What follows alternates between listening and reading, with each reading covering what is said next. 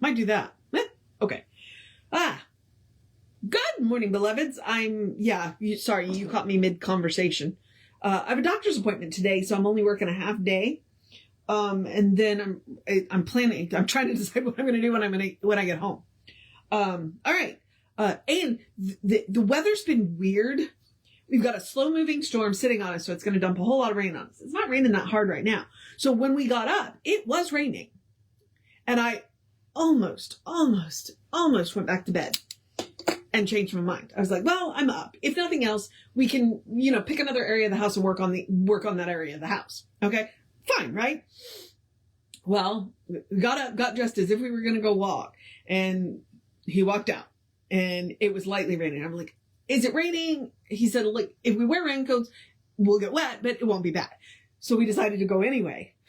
And it sprinkled on us for 2 minutes. Those raincoats are hot. So, but we got the walk in. We didn't let the weather slow us down, mostly because we were in this big old pocket where there's storms all around us, but it wasn't raining on us. So, and I'm kind of hoping that doesn't happen all day. We've gotten plenty of rain, but I could deal with the light, gentle rain. Not the thunder, not the storm. I stopped and took pictures of the clouds yesterday as I'm going into work. And then about 20 minutes after I got into work, the sky opened up. There was thunder, there was lightning. The clouds were definitely telling me that weather was coming. All right. Which, okay. But yeah, they're worried about flooding today because it's a slow moving storm and it's just going to dump rain on us. So, okay, we are here. You're not here to listen to me talk about the weather. Just a preamble to what's going on. So, we are here to do this, to do science, to do living the science of mind. So let's do the housekeeping first. By the housekeeping, I'm just reminding you, we are Creative Life Spiritual Center. The website is creativelife.org. The constant contact email, info@creativelife.org. If you email that, you get one email a week, tells you what's going on for the week and the month. There are hot links that'll take you right to the information or the person that can help you get it. And then there's also, it's a blind CC, meaning nobody's going to see your email and nobody will, so you're not going to end up on anybody else's email because of us. Okay. That's what I wanted to say. I'm sorry. I'm sweating. We're moving around in the house. Okay. Now following up on that, we have, social media. Very important. We do not monetize the social media. We don't want to deal with the ads any more than you do. So what we ask you to do instead is engage with our page. Follow, subscribe, depending on the platform, which platform you are on. And then, I don't speak English today, do I? With the posts, engage with the post. Go share, and comment on the post. When you comment on the post, it bumps us in the algorithms, more people see our stuff. We'd love to get to 1 million followers. We don't even have 2,000 yet. So, that's a ways away. Although I think we're closing in on 2,000. I think we're at 1,700. So, Jesse is popular. We just need people to find us on Facebook and Instagram and YouTube, which, by the way, we are Creative Life Spiritual Center or Creative Life Spark. On Instagram, we are Creative Life Spark. So, just so you know. All right. The article today, the title is longer than the article. It's a very short one. Now, I've told you my pet theory about this. I believe that what this book is he wrote the Science of Mind text. And people got that into his hands, and people were coming to his lectures, and people had questions. And so they would write to him, and they would call him, and they would show up in his lectures, and I'm sure he did meet and greets. And so, they would ask him questions. So he would go home and write essays, which became a take-home course. Okay? Or an at-home course. It was in the back of the Science of Mind magazine. You could mail off for it, and they would mail you, these lessons. So there were 48 lessons, and they would mail them to you. Now, they did get together and bind them up, and I keep saying I'm going to look, and I keep forgetting. Because they were 48 lessons, and I think it either took 5 or 6 books. So, I I know they are available on, and I've seen them on Amazon. They're probably I've seen them on used book web store. The Science of Mind Archives advertises them, but I don't know if they actually sell them or if they have a link to somewhere else. So you might start with the archives, because any money we can get to the archives is great, which is Science of Mind Archives. All right. Okay. So let's get on with this. But that's where the essays came from. All but two of them from that take home course. The other two came from his estate, and I don't know if that they tell you which ones are from his estate. So, okay. Like I said, title's longer than the article. Which is a good thing, because I'm running today. All right. The title is Direct Contact with the Infinite. It is written, but the natural person receiveth not the things that are of the Spirit of God, for they are foolishness unto them. Neither can they know them, because they are spiritually discerned. Kind of want to put that in chat or, in like a Google search box and find out where that quote's from, because I've never heard that before. This means, and Ernest doesn't give contacts. Like, he does not cite his sources. Every now and again he does, but you know what I mean. All right.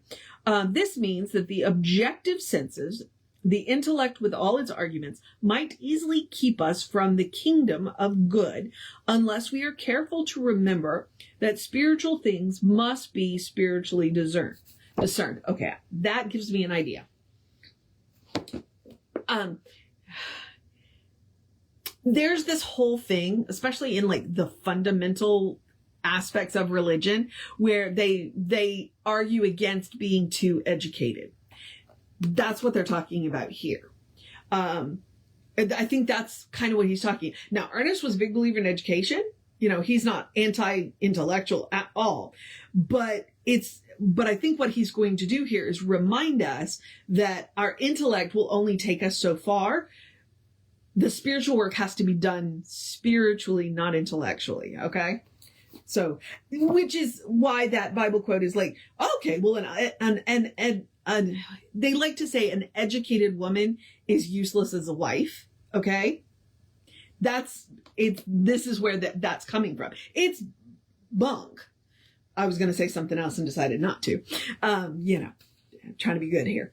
Okay. But yeah. All right. There is an inner meaning to everything, an inside to every fact, a hidden cause within every visible effect. This cause is spirit. If we spiritually discern this hidden cause, if we inwardly know that it is operating for us, then we are thinking from the recognition of the allness of good. Okay. We all have direct access to the parent mind, but we do not all use this direct access because we are so used to judging from external facts. It is difficult for us to get away from the apparent long enough to judge the real. When we know that there is but one spirit in the entire universe, we shall know that there is but one source for all forms. We shall know that every form is some manifestation of this source. When we have found this source is all, hang on. I left out that, literally. When we have found that this source is also centered in us, we shall know that we can come directly to it, and discerning that its spiritual nature is love and truth and beauty, and particularly that it is responsive, we shall make known our requests with thanksgiving, with complete mental abandonment.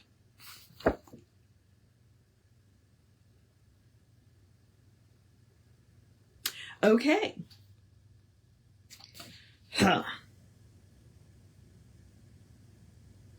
Okay.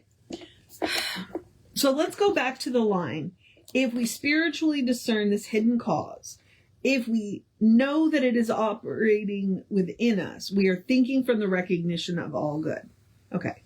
So if we go back to the line that we started with, the the natural man receiveth not from the Spirit their foolishness unto him. That from the objective senses, this means that the objective senses, the intellect with all its arguments might easily keep us from. Okay, so that's what's important here. There is a difference between observable facts and objective intellect. Because this is an inward knowing. And that's what it has to be. It has to be a knowing. We can't prove it. Like, we can make all, and there are several essays in here where Ernest makes logical arguments for the source of our own being and all of that. But when it comes right down to it, we have to know within ourselves the source of our being.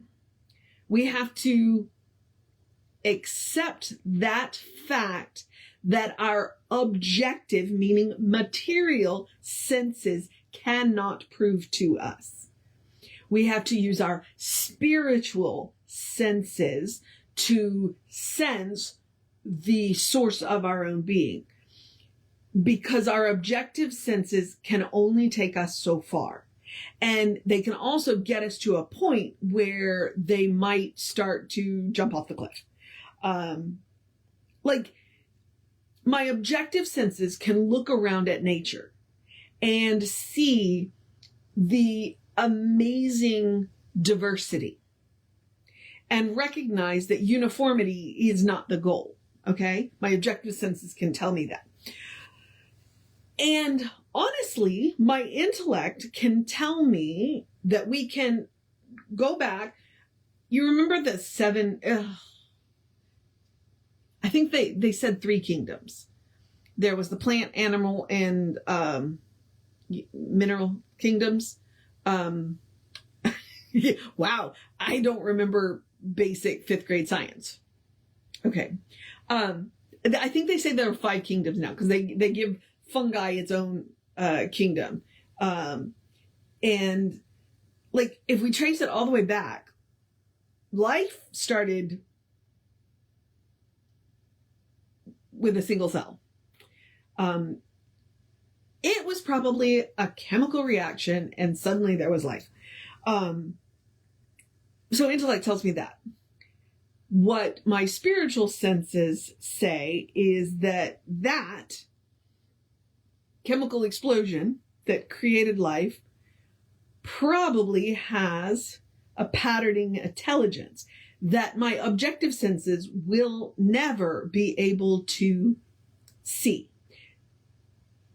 Which is why I have to lean on my spiritual senses to understand the patterning intelligence that guides all of the things that happen in the world. From that basic standpoint, like, I'm not even going to deal with humans because we operate on another level.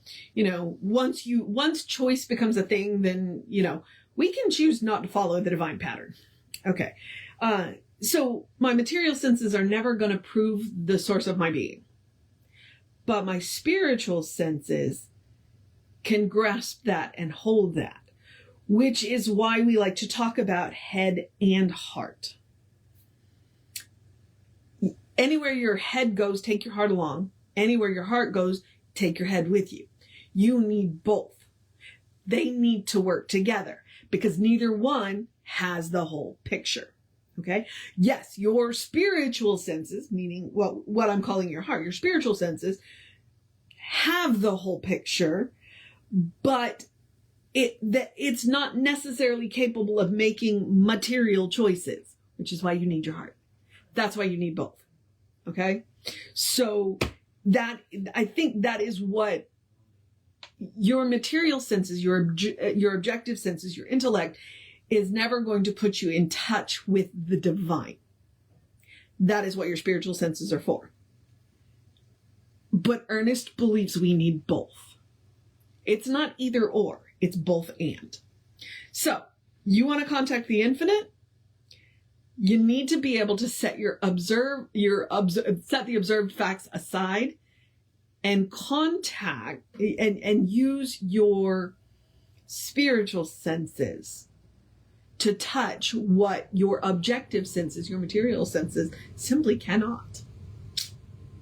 I think that article, and I get it. It's short because it has to be, because if it was any longer, then it would be a book. So I get why it's as short as it is, because I've just spent how long trying to explain that very short article. Yeah, I see why it's so short, because I don't think that there's anything else he could say. I think that article is a diving board. It is a diving board. You read that article and then you have to dive in and figure out what it means to you. So I have attempted to tell you what I think it means to me. Am I the end all be all? No. That's the great thing about science of mind. You get to make up your own mind. I'm merely a guidepost. All right. So that's what I think. That's what I think about the article for today. All right. Now I get to move into the rest of the process of my day and go do my half day at work and then go see my doctor. Yay! It's just a physical. It's nothing big. So now I'm going to encourage you to have a great day, a wondrous day, a fantastic day, a magical day, an enchanted day, a wonderful day, an awesome day, an amazing day. A go dance in the rain day. A stay out of the thunder and lightning day. A drink plenty of water day. A good day. Wait. No, I'm not ready for that. Hang on. A take care of yourself day. A do what you gotta do day. A you got this day. A cuddle your fur babies day. A look in your eyes and see the divine looking back at you day. A see if you can discern your material senses from your spiritual senses day. Yeah, that's the lesson for today. A use both of them day. A take your head along with your heart. If your heart's leading, take your head. If your head's leading, take your heart day. A say something absolutely silly day. Now I'm ready for a good day. And if that is too much pressure, because I understand, occasionally it is, simply have a day. You are enough, just as you are. You are a beloved expression of the divine.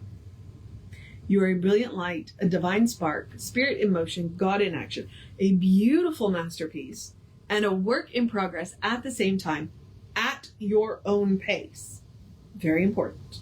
Okay? Don't judge your progress by anybody else's, because this is not a race. It is not a race. It is not a race. And as Reverend Jesse likes to call us, you are a godling. Okay? Explore the truth of your being. Get to know who the divine knows you to be. Because the divine knows you to be good. And from there, anything is possible. All right, beloveds. Reverend David should be on around 5 p.m. with you. I should be back with you around 9-ish tomorrow. Take care of yourself. Know that you are loved. And I will see you next time.